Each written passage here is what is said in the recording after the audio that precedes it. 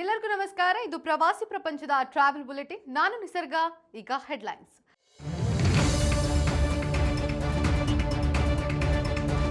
ಅಂತೂ ಮುಗಿಯಿತು ಶರಣ್ಯಾಳ ಅರಣ್ಯವಾಸ. ನಾಪತ್ತೆಯಾಗಲು ಚಾರಣವೇ ಕಾರಣ. ಹೇಮಕುಂಡ್ ಸಾಹಿಬ್ ಚಾರಣ ಮಾರ್ಗದ ಪರಿಶೀಲನೆ. ಹಿಮ ತೆರವುಗೊಳಿಸುವಿಕೆಗೆ ಸೈನ್ಯ ತುಕಡಿ ನಿಯೋಜನೆ. ಪ್ರಾರಂಭವಾಗಿದೆ ಚೆರಿ ಬ್ಲಾಸಮ್ ಸೀಸನ್. ಜಪಾನ್ ಅನ್ನು ಶೃಂಗರಿಸಿರುವ ಸಕುರಾ ಮರಗಳು. ಸಮ್ಮರ್ ಟೂರಿಸಂಗೆ ಭಾರತೀಯ ರೈಲ್ವೆ ಸಾಥ್. ಪ್ರವಾಸದ ಅನುಕೂಲಕ್ಕೆ ರೈಲುಗಳ ನಿಯೋಜನೆ ಸಾಧ್ಯತೆ.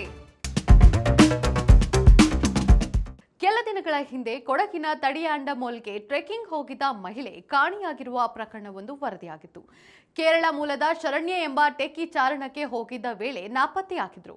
ಏಪ್ರಿಲ್ 2ರಂದು ಈ ಘಟನೆ ಸಂಭವಿಸಿದ್ದು, ಅರಣ್ಯ ಇಲಾಖೆ ಮತ್ತು ಪೊಲೀಸರ ಜತೆಗೆ ಸ್ಥಳೀಯರು ಸೇರಿಕೊಂಡು ಸರ್ಚ್ ಆಪರೇಷನ್ ನಡೆಸಿದ್ರು.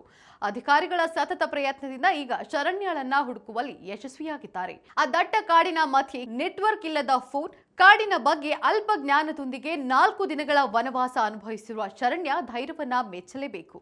ಸದ್ಯ ಶರಣ್ಯಳನ್ನ ಪತ್ತೆ ಹಚ್ಚಲಾಗಿದ್ದು, ಕೊನೆಗೂ ಅರಣ್ಯವಾಸ ಅಂತ್ಯವಾಗಿದೆ.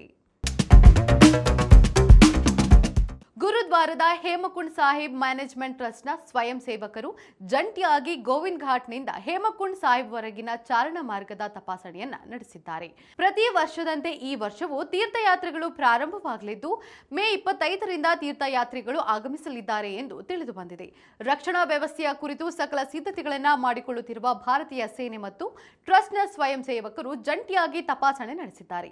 ಈ ಕುರಿತು ಮಾತನಾಡಿರುವ ಅಧಿಕಾರಿಗಳು, ಭಾರತೀಯ ಸೇನೆಯ ಒಂದು ತುಕಡಿ ಏಪ್ರಿಲ್ 15ರ ನಂತರ ಮಾರ್ಗದುದ್ದಕ್ಕೂ ಹಿಮ ತೆರವುಗೊಳಿಸುವ ಕಾರ್ಯಾಚರಣೆಗಳನ್ನು ಕೈಗೊಳ್ಳುತ್ತದೆ.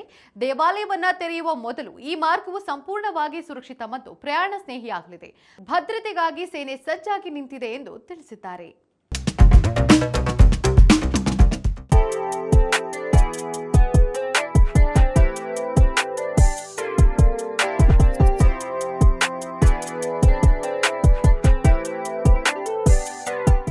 ದೇಶದ ಭೂಪಟವನ್ನ ನೋಡಿದ್ರೆ ಅದು ಉದ್ದವಾದ ಪಟ್ಟಿಯಂತೆ ಕಾಣುತ್ತದೆ. ಈ ದೇಶದ ವಿಶೇಷವೆಂದರೆ ಇದರ ಅಗಲ ತುಂಬಾ ಕಡಿಮೆ.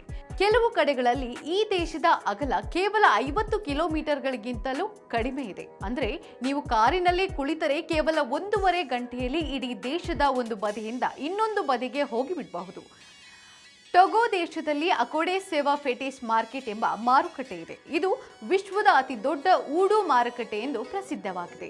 ಇಲ್ಲಿ ವಿಚಿತ್ರವಾದ ಪ್ರಾಣಿಗಳ ತಲೆಬುರುಡೆಗಳು, ಗಿಡಮೂಲಿಕೆಗಳು ಮತ್ತು ಮಾಟ ಮಂತ್ರಕ್ಕೆ ಬಳಸುವ ವಸ್ತುಗಳು ಮಾರಾಟವಾಗುತ್ತವೆ. ಇಲ್ಲಿನ ಜನರು ಇದನ್ನು ಕೇವಲ ಮೂಢನಂಬಿಕೆಯಾಗಿ ನೋಡದೆ ತಮ್ಮ ಸಾಂಪ್ರದಾಯಿಕ ವೈದ್ಯಕೀಯ ಪದ್ಧತಿಯ ಭಾಗವೆಂದು ನಂಬುತ್ತಾರೆ. ಹಾಗಾದ್ರೆ ಟೊಗೊ ದೇಶದ ರಾಜಧಾನಿ ಯಾವುದು? ಜಪಾನಿನ ನಾರಾ ಪಾರ್ಕ್ ಮಾರ್ಚ್ ಅಂತ್ಯದಿಂದ ಏಪ್ರಿಲ್ ಆರಂಭದವರೆಗೆ ಚೆರಿ ಬ್ಲಾಸಮ್ ಸೀಸನ್ ಆಗಿದೆ. ಈ ಸೀಸನ್ ಜಪಾನಿನ ಪ್ರವಾಸಕ್ಕೆ ಪರ್ಫೆಕ್ಟ್ ಸಮಯವಾಗಿದೆ. ಇಲ್ಲಿನ ಸುಮಾರು 1700ಕ್ಕೂ ಹೆಚ್ಚು ಚೆರಿ ಮರಗಳು, ಜಿಂಕೆಗಳು ಮತ್ತು ಐತಿಹಾಸಿಕ ದೇವಾಲಯಗಳು ಪ್ರವಾಸಿಗರಿಗೆ ಸ್ವರ್ಗದಂತೆ ಭಾಸವಾಗುತ್ತದೆ. ಈ ಕಾಲಘಟ್ಟ ವಸಂತ ಕಾಲದ ಆರಂಭ ಎಂದು ಜಪಾನಿಗರು ನಂಬಿದ್ದಾರೆ. ನಕಸುಗಾನು ಎಂಚಿ ಮತ್ತು ಉಕಿಮಿಡೋ ಪೆವಿಲಿಯನ್ ಪ್ರದೇಶಗಳು ಕೂಡ ಪ್ರವಾಸಕ್ಕೆ ಅತ್ಯುತ್ತಮ ಸ್ಥಳಗಳಾಗಿದ್ದು, ಜಿಂಕೆಗಳೊಂದಿಗೆ ಗುಲಾಬಿ ಬಣ್ಣದ ಸಕುರಾ ಮರಗಳ ಕೆಳಗೆ ವಿಹರಿಸುವುದೇ ಒಂದು ಅದ್ಭುತ. ಸಮ್ಮರ್ ಟೂರಿಸಂಗೆ ಪೂರಕವಾಗುವಂತೆ ಭಾರತೀಯ ರೈಲ್ವೆ ಇಲಾಖೆ ರೈಲುಗಳನ್ನು ಹೆಚ್ಚಿಸುವುದರ ಕುರಿತು ಆಲೋಚಿಸಿದೆ. ಭಾರತದಲ್ಲಿ ಬೇಸಿಗೆ ಕಾಲ ಪ್ರಾರಂಭವಾಗಿದ್ದು, ದೇಶದಾದ್ಯಂತ ರೈಲು ಪ್ರಯಾಣಕ್ಕೆ ಪ್ರವಾಸಿಗರು ಒಲವು ತೋರಿದ್ದಾರೆ ಎಂದು ವರದಿಗಳು ತಿಳಿಸಿದೆ. ಅದನ್ನು ಗಮನಿಸಿರುವ ಭಾರತೀಯ ರೈಲ್ವೆ ವಿವಿಧ ತಾಣಗಳ ಪ್ರವಾಸದ ಅನುಕೂಲಕ್ಕೆ ತಕ್ಕಂತೆ ರೈಲುಗಳನ್ನು ನಿಯೋಜನೆ ಮಾಡುವುದಾಗಿ ತಿಳಿಸಿದೆ. ಉತ್ತರ ಭಾರತದ ಹಲವೆಡೆ ಇಂಟರ್ ಸಿಟಿ ರೈಲುಗಳನ್ನು ಹೆಚ್ಚಿಸುವ ಕುರಿತು ಸಭೆ ನಡೆಸಲಾಗಿದೆ. ಈ ಕುರಿತು ಅಧಿಕೃತ ಪ್ರಕಟಣೆಯನ್ನು ಸಚಿವಾಲಯದ ವೆಬ್ಸೈಟ್ನಲ್ಲಿ ನೀಡಲಾಗುವುದು ಎಂದು ಇಲಾಖೆಯ ಅಧಿಕಾರಿಗಳು ತಿಳಿಸಿದ್ದಾರೆ. ಈಗ ಕ್ವಿಜ್ ಟೈಮ್. ಇಂದಿನ ಪ್ರಶ್ನೆ, ವಾಸ್ತುಶಿಲ್ಪದ ಅದ್ಭುತವೆನಿಸಿಕೊಂಡಿರುವ ಲೋಟಸ್ ಮಹಲ್ ನೆಲೆಗೊಂಡಿರುವುದು ಎಲ್ಲಿ?